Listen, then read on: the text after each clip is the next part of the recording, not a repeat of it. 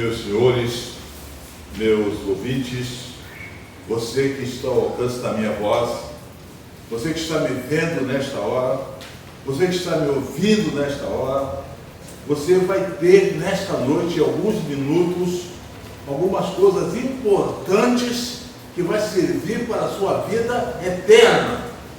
Vai servir para a sua vida completamente eterna. Então, você presta bem atenção, porque eu vou falar o que a Bíblia diz. Vou contar a história que a Bíblia conta. E você vai ouvir essa história que a Bíblia conta e vai guardar para você, ou então você vai passar para outros. Você que agora está na internet, você que agora está me ouvindo, você que agora está me vendo, presta bem atenção.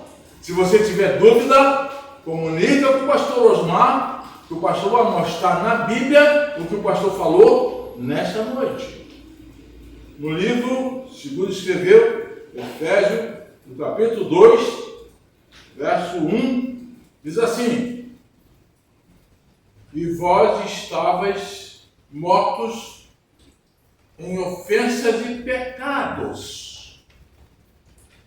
E vós estáis mortos em ofensas e pecados. Quando a Bíblia fala assim, ela está dizendo que a pessoa não está sentindo nada que está fazendo, ao contrário com os outros ou consigo mesmo. Então, a Bíblia diz que está mortos no pecado. Mortos no pecado. Mortos no erro. Mortos nas coisas que não dão sentido. Mas acontece que tem muitas coisas que a pessoa vê e não pode fazer mais nada. Tem coisas que a pessoa vê e pode fazer alguma coisa. Se não vejamos, aqui no capítulo 2, do verso 1, a Bíblia está dizendo que a pessoa tem alguma condição de fazer alguma coisa. Porque diz que você está morto no pecado, no erro, na injustiça. Mas, na verdade, se você está morto no pecado, na justiça, você não está vendo as coisas que está sentindo.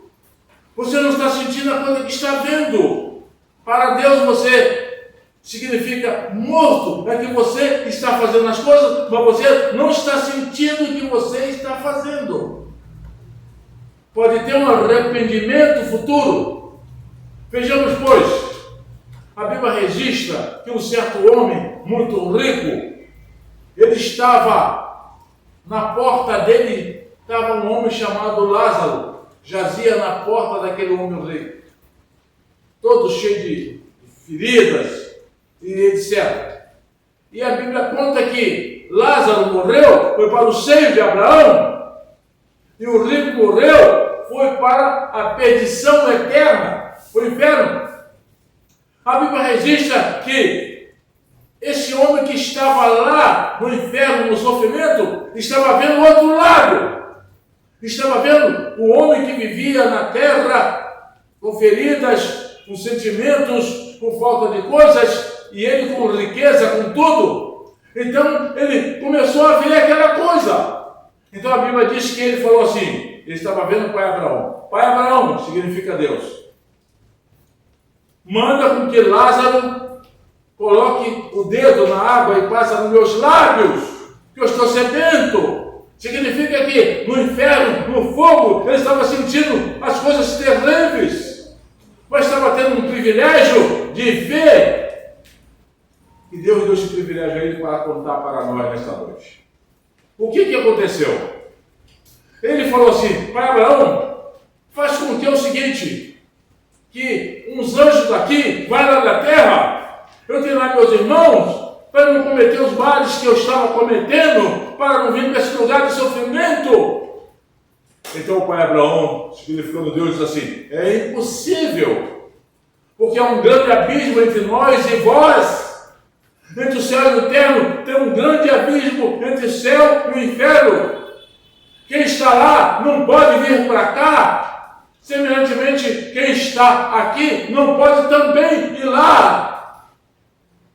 Se você está pedindo para poder fazer essas coisas, lá na terra, tem os profetas, tem os pastores, tem os pregadores, Se eles não ouvem os pastores, se não ouvem os pastores, como é que vão ouvir alguém aqui do céu, se não ouve ninguém da terra?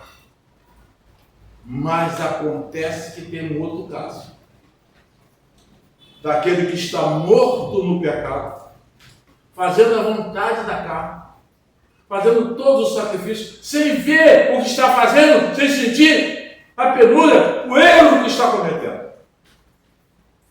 Conta-se que um certo cidadão bonzinho estava com pena de um cavalo preto que estava amarrado em determinado lugar e resolveu, por bondade do bonzinho, soltar aquele cavalo. E aquele cavalo, logo assim que ele soltou, estava faminto, com fome mesmo. Ele saiu e chegou na frente de uma grande horta. E ele começou a comer a couve, o alface, a comer tudo que estava na horta. Veio o japonês, que era dono da horta, com a espingarda, matou o cavalo. E aconteceu que, a história conta, que a família que era dono do cavalo, sabe o que fez? Foi lá, matou o japonês e toda a família do japonês por ele ter matado o cavalo. Sabe o que ele contou também? Que naturalmente a família do japonês, que estava lá no Japão, resolveram voltar para o Brasil e chegar naquele lugar, matar toda a família do dono do cavalo. Mortandade aconteceu e finalmente um grande advogado de acusação começou a procurar onde estava o erro, quem cometeu o erro. Descobrindo que aquele homem bonzinho que soltou o cavalo porque estava com pena do cavalo, por causa dele, muitas pessoas morreram. E a história conta que ele foi condenado a uma pena muito alta por ter feito uma coisa simples. Perguntaram a ele: o que você fez? Eu não fiz nada, eu só soltei o cavalo. E muitas das vezes, meus prezados amigos, nesse momento que nós estamos falando aqui das coisas de Deus, nós estamos cometendo uma série de pecados, dando vontade à carne, não dando vontade ao espírito, dando vontade a todos eles, sem sentir que está acontecendo com a gente e com o terceiro. É isso que aconteceu com aquele homem da história. Ele estava com pena do cavalo.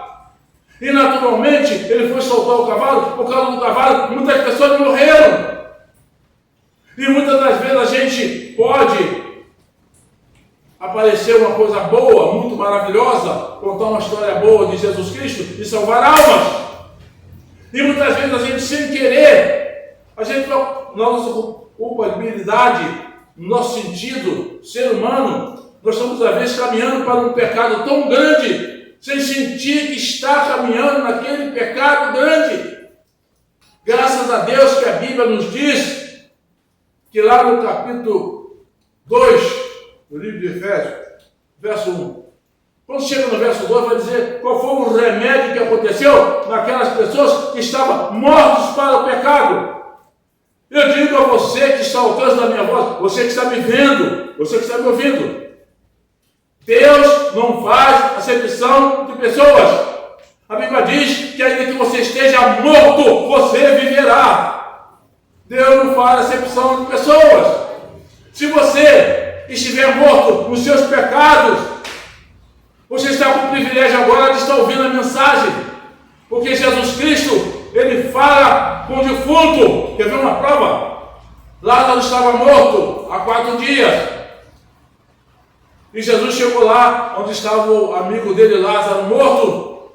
Ele mandou que tirasse a pedra que estava ao túmulo ali onde Lázaro jazia há mais de 4 dias, já cheirava mal o seu corpo. E Jesus chamou: Lázaro, sai para fora! E Lázaro estava morto e ressuscitou.